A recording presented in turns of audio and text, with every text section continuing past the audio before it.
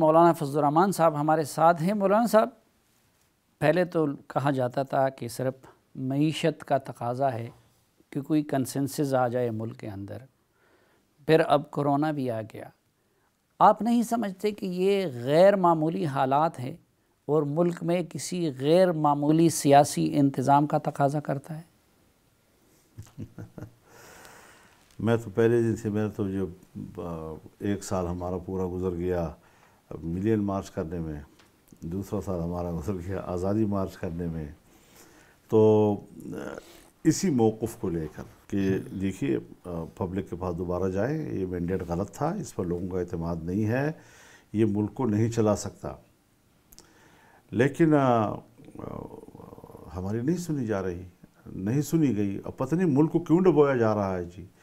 مجھے آپ بتائیں، جس وقت نواز شریف کے آخری سال کا بجٹ پیش ہو رہا تھا اور 5.6 یا 7 سالانہ شرح نمو دکھایا گیا تھا، تو اس وقت بھی خود عمران خان نے بھی کہا تھا کہ ملک کی معیشت ڈوب رہی ہے، ملک کی معیشت ڈوب رہی ہے، جبکہ آپ کا جے ڈی پی گروتھ جو ہے وہ 5.6 یا 7 تھا جی۔ اگلے سال کے لیے ہدف جو ہے وہ 6+ جو ہے ظاہر کیا گیا تھا کہ 6% سے زیادہ ہوگا جی۔ ہم آ گئے 2 پہ۔ پچھلا بجٹ جو ہمارا آیا ہے 2 پہ کھڑا ہے جی، آپ کا 2 بھی نہیں ہے، 1.9 ہے جی۔ اب جو آپ کا بجٹ آ رہا ہے یہ ماہرین معیشت کہہ رہے ہیں، میں کوئی ماہر معیشت نہیں، وہ تو نیگیٹو پہ جائے گا، نیگیٹو پہ جا رہا ہے جی۔ اب اگر ہماری معیشت حضرت اس طرح گر گئی ہے تو ریاستیں حضرت معیشت کی بنیاد پر کھڑی ہوتی ہیں جی۔ صرف آپ دفاعی قوت کی بنیاد پر ریاست کو محفوظ نہیں کر سکتے، ورنہ سوویت یونین باقی رہ جاتا جی۔ معیشت کی وجہ سے وہ چلا گیا، دستبردار ہو گیا پورے خطے سے جی۔ تو یہ ساری صورتحال ہمارے ملک کی ہے، ہمارے ملک کے مستقبل کی ہے۔ جس وقت آپ معاشی لحاظ سے تکڑے تھے تو واجپئی بس میں آیا آپ کے نہیں پاس۔ تو کرے کیا اپوزیشن کا؟ آپ لوگوں کا فارمولہ کیا ہے؟ تو واجپئی بس میں آیا آپ کے پاس، آپ کو کہا آپ میرے مستقل پڑوسی ہیں جی۔ وہی بی جے پی ہے، آج اب معاشی لحاظ سے نیچے ہے، تو اس کا کیا رویہ آپ کے ساتھ جی؟ آج کشمیر کے ساتھ اس نے کیا کیا جی؟ آپ کچھ نہیں کر سکتے۔ وہ افغانستان جو سی پیک کے معاملے میں اشرف غنی جو ہی منتخب ہوا، اگلے ہی روز بیجنگ کانفرنس میں جا کے پہنچ گیا جی، تاکہ میں بھی اس معاشی دوڑ میں شریک ہو جاؤں، اس کو امید پیدا ہو گئی تھی جی۔ اور ایران جو ہے وہ آپ کے ساتھ گیس پائپ لائن کے معاہدے کر رہا تھا، آج وہ سب کہاں کھڑے ہیں جی؟ آج انڈیا کہاں کھڑا ہے؟ آج چائنا کہاں کھڑا ہے؟ آپ تو بے دست و پا ہو گئے ہیں۔ تو امریکہ جو ہے جس کو ہم سمجھتے ہیں کہ وہی ہمارا سب کچھ ہے، آج وہ مشکل میں پڑا ہوا ہے جی۔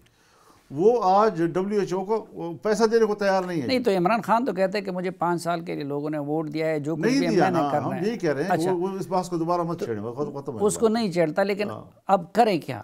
آپ بھی کہہ رہے ہیں کہ ملک تباہی کی طرف جا رہے ہیں، فارمولہ آپ لوگوں کے پاس کیا ہے؟ میں تو کہہ چکا ہوں، لیڈر آپ ہیں، 2 سال میں کہہ چکا ہوں، اتنا کہہ چکا ہوں لیڈر آپ کہ ہیں، آپ مزید کسی اور سے پوچھ لو یہ بات۔ نہیں آپ تو لیڈر آپ ہیں، تو پہلے تو آپ ری الیکشن کا مطالبہ کر رہے تھے نا، اب ان حالات میں تو الیکشن نہیں ہو سکتا، تو پھر کیا کریں؟ کوریا میں ہوئے، کوریا میں ہوئے۔ تو آپ سمجھتے ہیں کہ اگر مسجدوں میں انتظام ہو سکتا ہے، تراویح کا انتظام ہو سکتا ہے، تو ووٹ کا انتظام کیوں نہیں ہو سکتا؟ نہیں تو آپ سمجھتے ہیں کہ موجودہ حالات مسئلے کا حل ری الیکشن ہے؟ میرا خیال ہے الیکشن کے علاوہ کوئی پھر ہوگا نہیں، پھر غیر آئینی ہوگا جی۔ تو اپوزیشن کی باقی جماعتیں تو آپ کے ساتھ اس معاملے میں ہمنوا نہیں ہیں؟ باقی جماعتیں اس پوزیشن پہ تو ہم نوا ہیں۔ اب یہ کہ اس کورونا میں ہوں یا نہ ہوں، اس پر میٹنگ نہیں ہوئی، اور اگر اس سے پہلے ایک کنسنسس گورنمنٹ بن جائے جو پہلے اس بحران سے نمٹے، پھر معیشت سے نمٹے۔ اگر سنجیدہ تجویز اس حوالے سے آتی ہے، ایک ہے کہ آئینی طور پر ہمارا راستہ کیا ہونا چاہیے، یہ الگ بحث ہے۔ ایک یہ کہ ملک آپ کا اس حد تک ڈوب گیا ہے کہ شاید آپ کو کوئی عارضی انتظام کرنا ہوگا، وقتی انتظام کرنا ہوگا، یہ بھی ایک سوال ہے، اس پر بھی لوگ سوچ سکتے ہیں، اور اس کو بھی وہ بے شک آئین سے ماورا ہو، یعنی اس کو اسٹڈی کیا جا سکتا ہے نا کہ کیا صورت ہو سکتی ہے جی۔ تو ہمیں کوشش کرنی چاہیے کہ ہم آئین سے باہر نہ نکلیں، لیکن آئین جتنے ہمیں گنجائش دے سکتا ہے اس کے حوالے سے ہمیں اسٹڈی تو کرنی چاہیے، اس پر سیاسی جماعتوں کو بیٹھ کر ایک لائحہ عمل تو سوچنا چاہیے، اور خاص طور پر جو مقتدر قوتیں ہیں ان کو اس حوالے سے سوچنا ہوگا۔ لیکن آپ اسلام آباد آئے تھے حکومت گرانے کے لیے، پھر آپ اپریل مارچ کا وعدہ وعید کر کے امید دلا کے چلے گئے، مارچ بھی گزر گیا، اپریل بھی گزر گیا، اس وعدے کا کیا ہوا؟ اب میرا خیال میں اس کو سوائے اس کے کہ ایک गिला शिकवा तलखी के अलावा इस वक्त कोरोना में इसका कोई फ़ायदा नहीं इसको डिस्कस करने का। इस वक्त जो हम जिस बहरान से हम दो चार हैं, अगर शायद ये हालात ना होते तो हम बड़े खुलकर मैदान में आकर ये मसाइल, इस वक्त सारे इदारे हमारे जो हैं वो एक इंसानी मुश्किल से दो चार हैं। और यहाँ पर मैं किसी एक तल्ख मौजू को लेकर ऐसी फ़ज़ा नहीं पैदा करना चाहता कि ऑलरेडी हम डिवाइडेड हैं और मज़ीद हम डिवीज़न पैदा करने की कोशिश करें।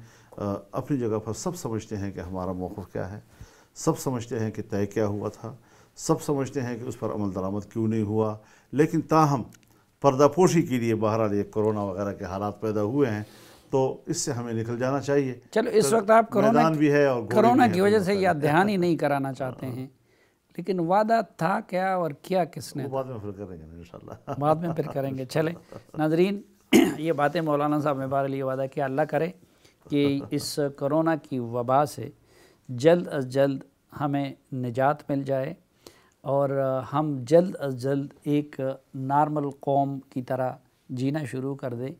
फिर मौलाना साहब से पूछेंगे कि वादा किसने किया था, मौलाना साहब ने कौम से जो कहा था वो क्यों नहीं हो सका और आगे इनके क्या इरादे हैं। आज के लिए इजाज़त दीजिए।